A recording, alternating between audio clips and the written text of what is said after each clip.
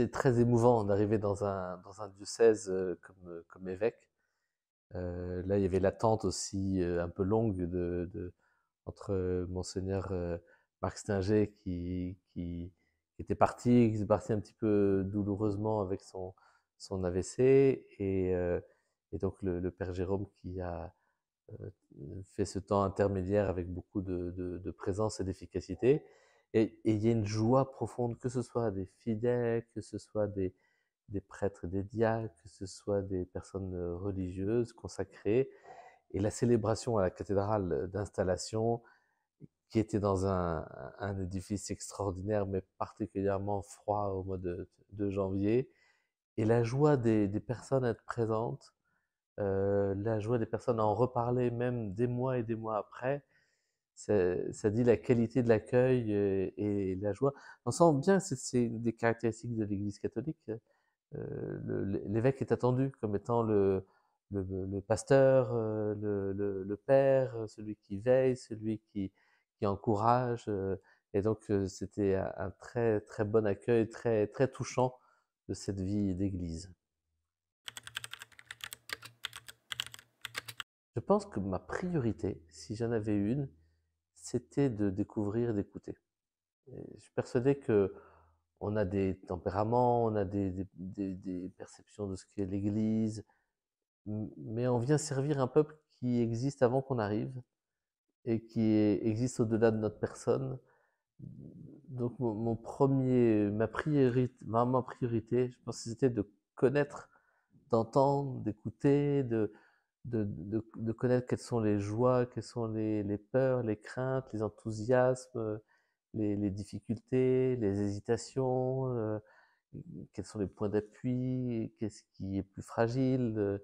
Et ce temps d'écoute, il est vraiment précieux, très précieux, et il permet ensuite d'ajuster ce qu'on peut proposer, ou la manière d'accompagner ou de conduire.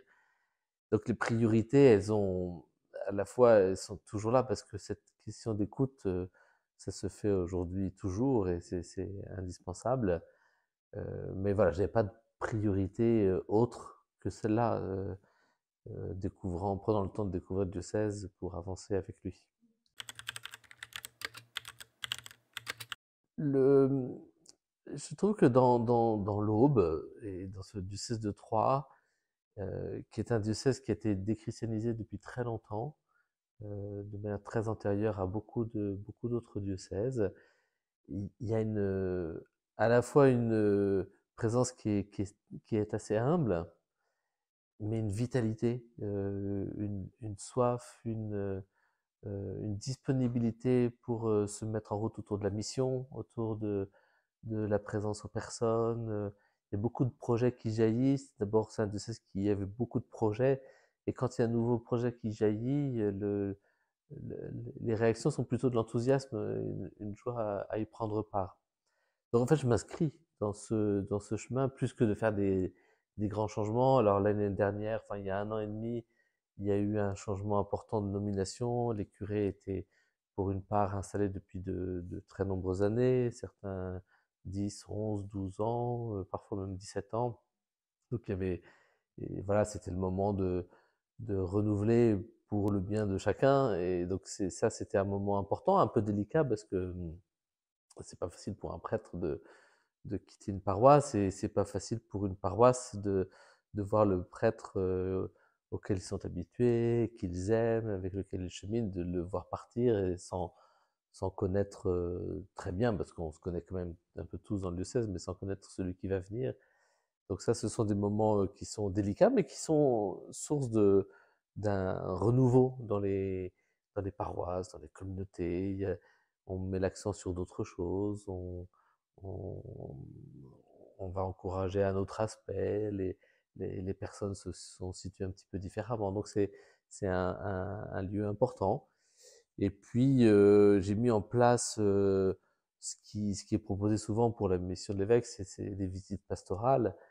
Et là, le temps long à écouter, accompagner, découvrir la vie chrétienne, découvrir les lieux, découvrir la vie civile, la vie politique, les différentes activités. euh, et là, ils se construisent beaucoup de liens, de confiance, même pour un évêque. C'est une fois qu'on prend le temps de connaître, enfin, il est question de brûler du temps avec les personnes, hein, avec une dimension de gratuité. On perçoit davantage qu'est-ce qu'il faut stimuler, encourager, et puis qu'est-ce qui est plus fragile qu'il faut peut-être ajuster, modifier ou redonner ou donner d'autres éléments de force pour que la paroisse puisse mettre en œuvre la mission qu'elle reçoit de Dieu. Donc ça, c'est une des belles choses qui se réalisent. Et puis on a travaillé, puisque c'était un chantier qui était sur la table quand je suis arrivé, la question des bâtiments de Notre-Dame en Lille. Il y avait une question, il y a une question économique aussi. Il faut qu'on puisse réajuster notre manière de faire pour pouvoir pour envisager un avenir sereinement, pour que l'Église puisse financer la mission qui est la sienne, ses projets, les personnes qui sont au service de l'Église. Donc ça, c'est des sujets qui sont des sujets de longue haleine, qui, qui étaient présents quand je suis arrivé, donc qui étaient déjà en cours d'ajustement, de travail, et puis on donne une nouvelle piste. Donc ça, c'était une chose importante à travailler. Je pense qu'une des manières ou une des nouveautés, alors c'est pas complètement nouveau, mais en tout cas ça a pris une forme un peu différente sur la manière de construire un projet à l'échelle diocésaine. Donc prendre le temps d'informer les personnes en amont, de donner des éléments, prendre le temps d'écouter, mais aussi prendre le temps de discerner ensemble. Il y a un discernement qui se fait par plusieurs étapes, à différents niveaux. Donc ça fait partie des choses dans la manière de construire, dans la manière de gérer aussi l'autorité, parce que l'Église, parfois, on l'a présentée de manière très hiérarchique et pyramidale. Donc il y a une hiérarchie dans l'Église, indéniablement, mais il y a aussi plus important que la hiérarchie, ou en tout cas la hiérarchie n'est pas le but. La hiérarchie, elle est au service du peuple de Dieu où chacun prend sa place. Donc là, c'est des accents nouveaux dans la manière de faire euh, qui sont au service de l'Église diocésaine et qui permettent d'impliquer davantage les uns et les autres. Ben, c'est dit, alors il y a quelque chose qui m'importe, c'est on a des paroisses qui sont très grandes, on n'a pas un nombre de prêtres extensible et on a pris l'habitude d'organiser la paroisse autour du prêtre. C'est le prêtre et le pasteur, c'est le pasteur propre d'une communauté paroissiale. Mais quand il y a moins de prêtres, que le territoire devient plus grand, il y a une sorte d'éloignement ou de difficulté dans la mise en œuvre du ministère.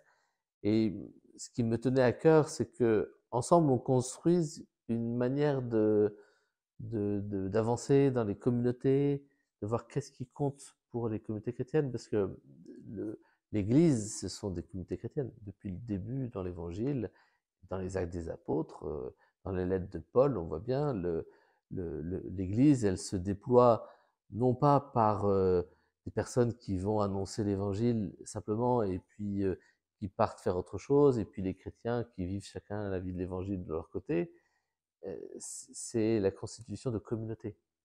Et de communautés qui ont une dimension d'autonomie, de vie propre, de spécificité, de culture, et qui en même temps ne vivent pas en autarcie, donc qui vivent en communion avec les autres communautés. Et on voit bien les lettres de Paul, vous voyez Paul qui écrit aux chrétiens de la ville de Rome, aux chrétiens de la ville de Corinthe, aux chrétiens de la ville de Philippe. Et là, il y a des communautés qui vivent, qui ont des forces, des fragilités, et Paul qui veille à ces communautés et à leur bien. Et dans le diocèse de Troyes, c'est ce qui me semblait important, c'est de voir où sont les communautés. Qu'est-ce qui fait qu'il y ait des communautés de disciples de Jésus sur le territoire de l'Aube?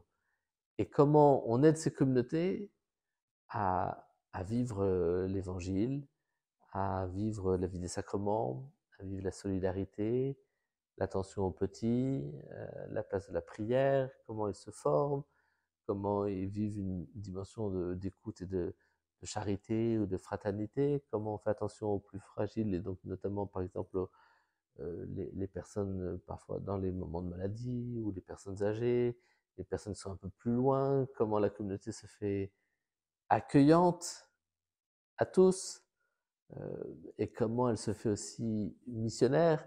Et le travail, alors c'est un travail de longue haleine qui se construit. Là, ça c'était une des choses qui me tient à cœur, parce que je voudrais que ce soit tout le monde qui participe le plus possible, et qu'on construise ensemble. Euh, Moi, j'ai ma mission de pasteur, et puis de discernement aussi, de savoir ce qui va être juste, mais à partir de ce qui se construit. Donc ça, c'est quelque chose qui est très beau. Et pour reprendre le lien avec votre question, c'est aussi un des fruits du synode. Le synode, puisque c'était sur la manière de vivre la synodalité, c'est pas une réalité nouvelle dans le diocèse.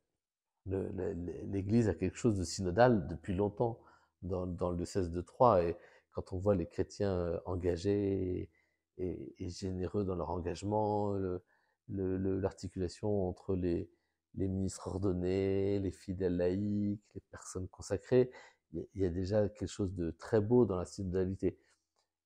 Mais ça suffit pas. On sent bien qu'il y a une manière de faire différente, qu'on a encore gardé des habitudes ou des schémas qui sont un peu d'un autre temps, d'une église. Enfin, l'église, elle s'ajuste en permanence tout au long de l'histoire, donc elle met toujours l'accent sur un point, sur un autre. Et là, on voit bien que le Concile Vatican II nous a ouvert beaucoup de pistes, et qu'il est mis en œuvre, mais pas mis en œuvre totalement. Et donc, il y a une invitation à passer à la vitesse supérieure.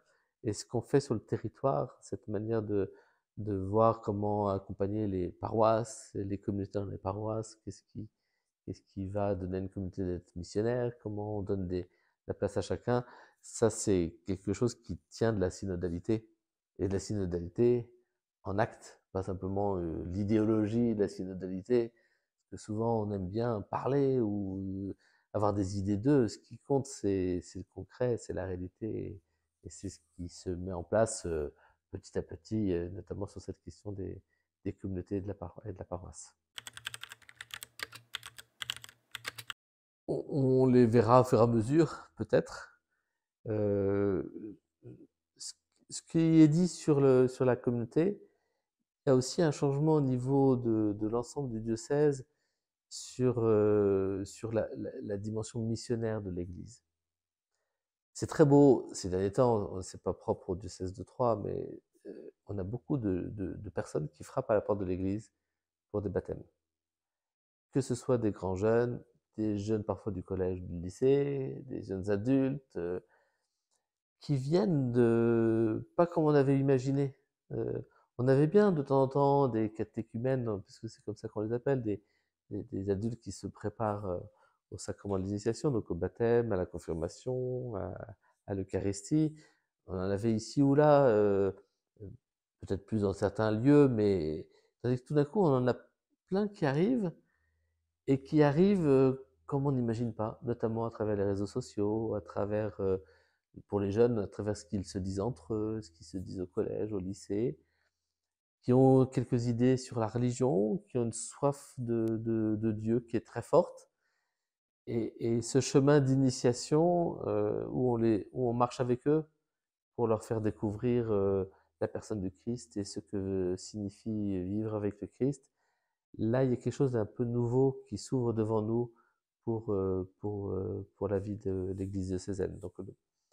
Donc à la fois qui nous arrive comme ça, comme une grâce, et puis qui nous invite à nous organiser, à le vivre un peu autrement. Enfin, je pense que dans les choses aussi qui s'ajustent, hein, c'est la pastorale des jeunes, qui est une des très belles choses du diocèse, avec beaucoup d'initiatives. Euh, et puis en même temps, la pastorale des jeunes, pour qu'elle soit une pastorale des jeunes, il faut qu'elle soit sans cesse réajustée, renouvelée. Donc là, il y a aussi un beau défi. je pense que dans les défis, et ce que j'aimerais qu'on puisse laisser apparaître, c'est tout en aidant les fidèles laïcs à prendre toute leur part dans la vie de l'Église, donc dans le souci de la synodalité. Toujours lié à la synodalité, c'est la question des vocations, et notamment les vocations presbytérales, euh, qui sont très très sporadiques dans notre région et notamment dans notre diocèse. Et il manque peut-être la culture de l'appel, de découvrir aussi comment on aime le Christ, on veut servir le Christ, et les fidèles dans l'Aube, il y a une très belle générosité. Euh, Est-ce que des jeunes sont prêts à l'aimer en donnant tout, en renonçant à fonder une famille, à avoir leur vie professionnelle à côté de leur engagement ecclésial ou l'inverse, pour dire je veux que toute ma vie, tout ce qui fait ma vie, ça soit le service de Dieu et le service des autres, à travers le ministère, notamment donc le ministère presbytéral. Là, il y a un appel à faire résonner, il y a vraiment un appel que j'aimerais bien faire résonner dans le diocèse, qui en fait n'est pas l'appel de moi, Alexandre, il est l'appel de Dieu, qui dit j'ai besoin d'ouvriers, j'ai besoin de plein d'ouvriers différents, mais j'ai notamment besoin de ceux qui vont avoir ce charisme, ce don de Dieu qui est le don du ministère presbytéral pour se mettre au service des autres. Donc là, je pense qu'il y a un beau chantier. Dans les beaux chantiers aussi, qui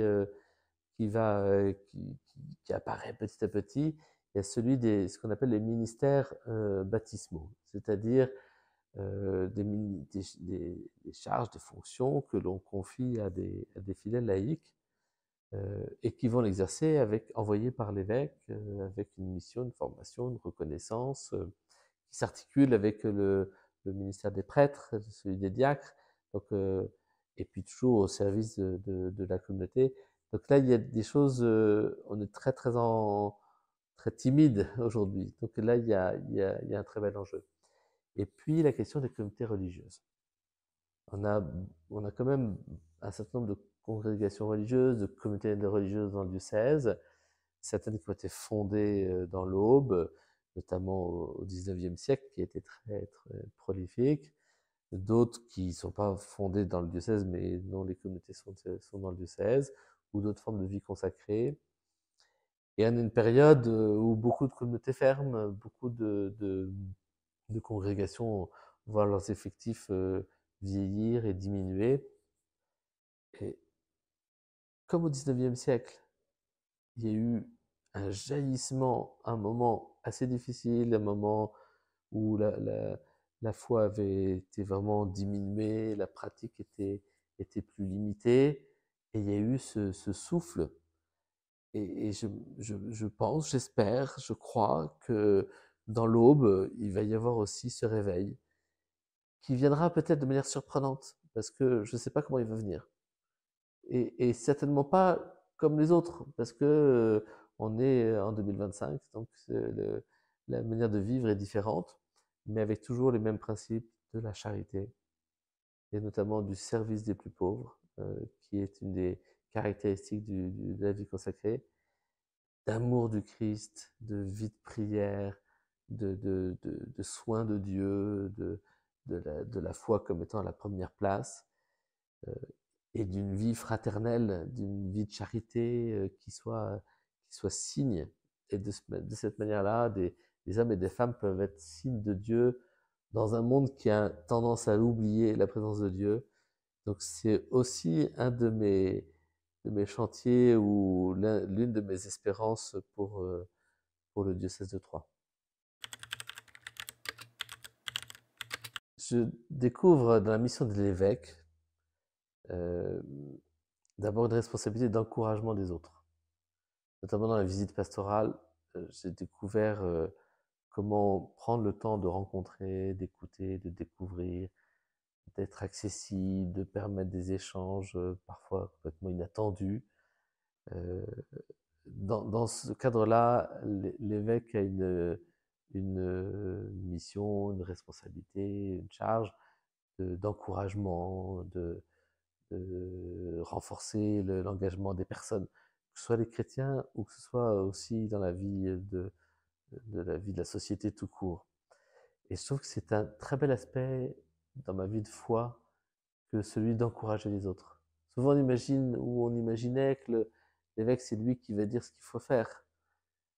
L'évêque souvent, alors il peut être devant le peuple en montrant le chemin, il est parfois complètement au milieu du peuple. Parfois, il est derrière, notamment pour aider ceux qui mettent un peu plus de temps à rejoindre l'ensemble de la communauté ou du troupeau. Mais quand il est au milieu, c'est pas lui qui donne toutes les impulsions, mais il encourage. Euh, il donne un autre regard. Et je trouve ça très beau dans ma vie de foi de découvrir cet aspect de d'encouragement des autres, qui est quelque chose de plus humble que celui qui choisit dans quelle direction on veut aller, mais qui est très très beau. C'est souvent ce que le Christ a fait tout au long de ses chemins dans la Galilée, c'était d'encourager les uns les autres. Ça, pour moi, c'est un très bel aspect. Dans les choses qui sont pour moi aussi très belles, c'est le travail avec les prêtres. Hein, l'évêque, il a un lien tout particulier avec les prêtres, qui est un lien de confiance, un lien de fraternité, d'amitié, de paternité. Donc, et là, ça éclaire aussi beaucoup ma vie de foi dans la responsabilité qu'on peut avoir à l'égard des autres, dans la manière d'écouter, d'avancer, de conseiller, d'ajuster, de donner un point de lumière. Et donc, je trouve aussi un aspect de la vie de l'évêque et de ma vie de foi dans ma relation aux autres. J'ai eu aussi la chance d'appeler une personne, une femme, donc, une fidèle laïque, Madeleine, comme déléguée générale pour le diocèse. Et là, travailler avec le vicaire général, la déléguée générale, avec des regards différents qui se croisent, qui est aussi une manière de vivre la synodalité. Et là, pour moi, c'est très très beau dans ma vie d'évêque et dans ma vie de foi, aussi dans le sens où ma responsabilité, je ne la porte pas tout seul. Et ça, il y a quelque chose de l'ordre de la foi chrétienne qui est premier ou qui est très important. Donc ça fait partie des belles choses.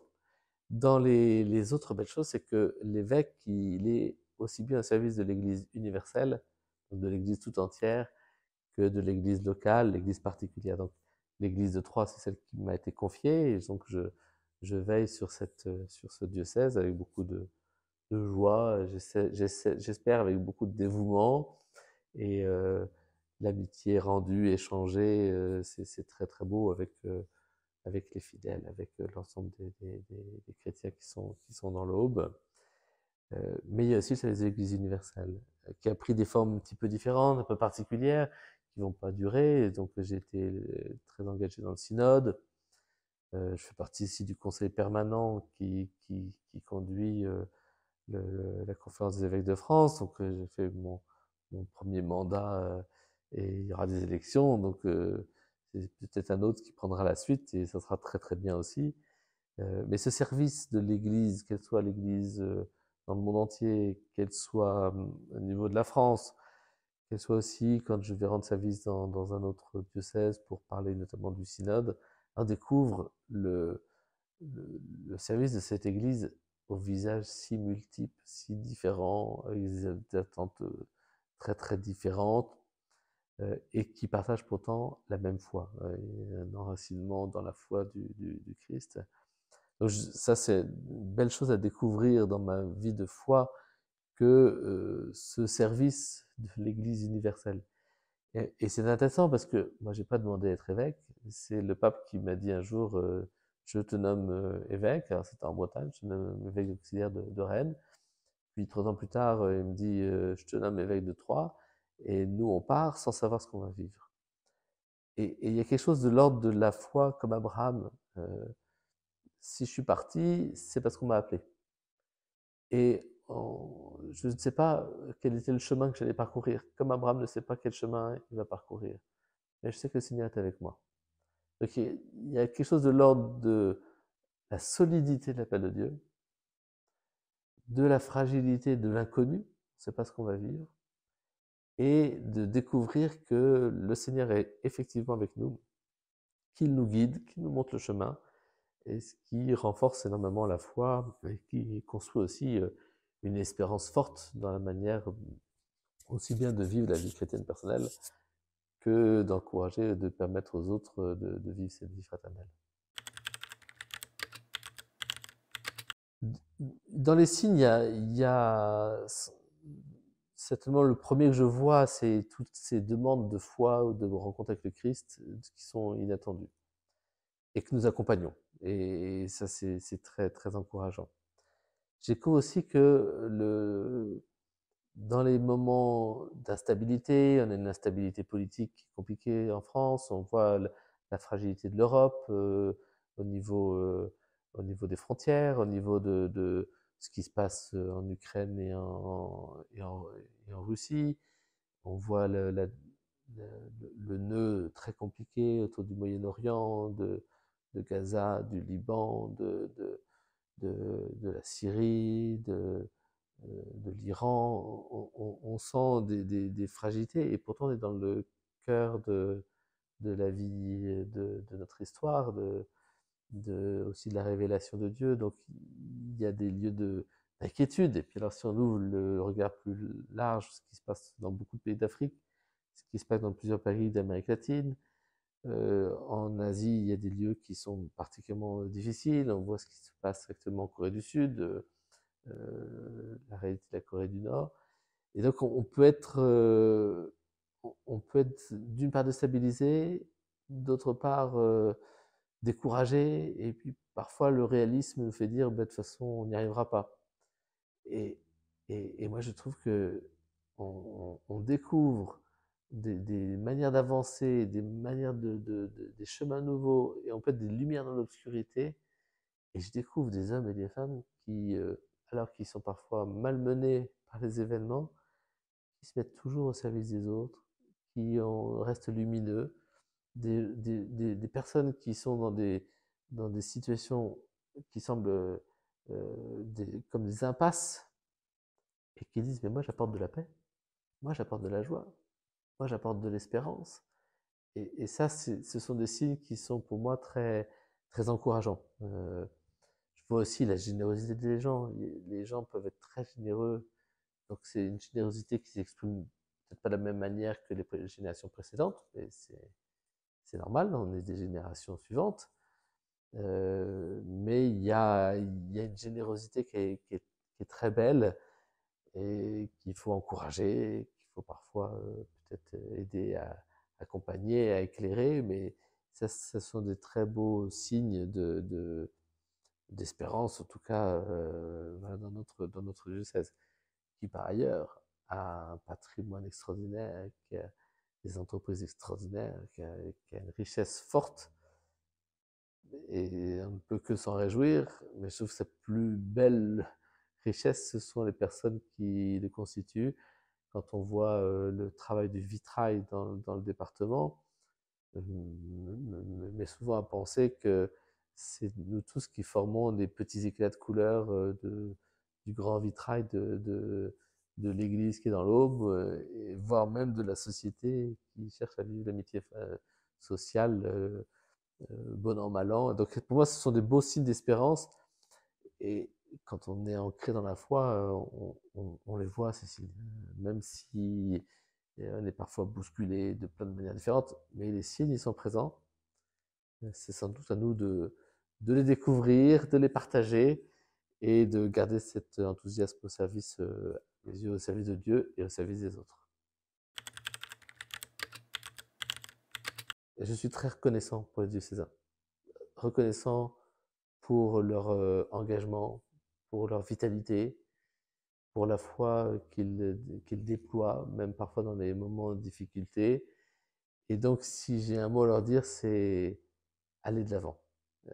N'ayez pas peur, soyez habités par l'espérance, mais allez de l'avant, le Seigneur est avec vous et vous ne serez jamais déçus.